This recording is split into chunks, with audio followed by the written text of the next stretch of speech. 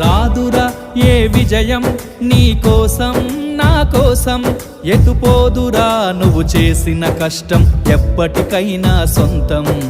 కాలంతో పయనించే వాడికి కానిది ఏముంది, సాధనతోనే సాధ్యమవ్వునని సదాశయంతో సాగర ముందుకు. రాదురా ఏ విజయం నీ కోసం నా కోసం, ఎటుపోదురా నువ్వు చేసిన కష్టం ఎప్పటికైనా సొంతం.